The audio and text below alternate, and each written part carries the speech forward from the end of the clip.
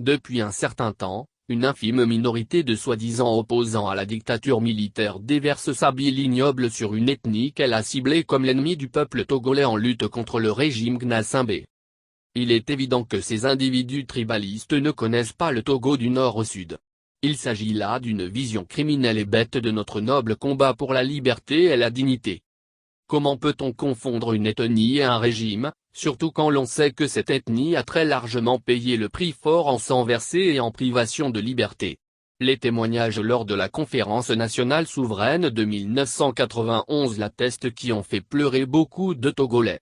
L'ethnie ciblée avait été littéralement privatisée ou prise en otage, si l'on peut dire, par les ennemis du peuple. Pourquoi la lutte actuelle, qui a transcendé le tribalisme et le régionalisme politique, gêne-t-elle à ce point certains énergumènes? Sont-ils en mission commandée pour diviser le Front National qui s'est formé contre le régime odieux? Le doute n'est pas permis. Ils travaillent pour la dictature. La politique tribaliste et régionaliste a été inaugurée et cultivée par le dictateur Eyadema pour diviser les Togolais afin d'affaiblir les forces centrifuges qui voulaient abattre son régime scélérat.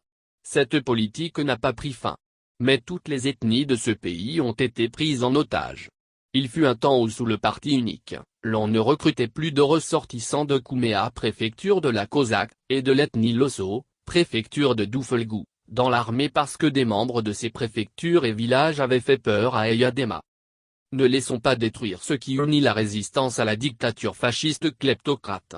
Cette union sacrée est le fait de l'adhésion de toutes les 41 ethnies du Togo au mouvement de libération nationale. Le tribalisme ne peut jamais être une arme de libération, tout comme le régionalisme insensé. Ces monuments de haine sont des signes avant-coureurs de génocide.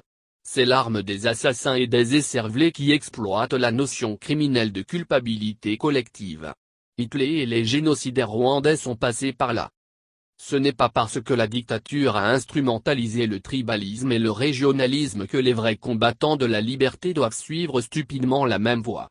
Les Togolais, peuple tolérant, ne veulent pas instaurer l'apartheid après la chute des usurpateurs qui appartiennent à toutes les ethnies, mais la démocratie, le respect des droits de l'homme, le développement et l'indépendance. Aucun vrai combattant de la liberté ne doit se laisser distraire par rapport aux valeurs d'amour et d'humanité qui guident notre lutte émancipatrice. Vigilance.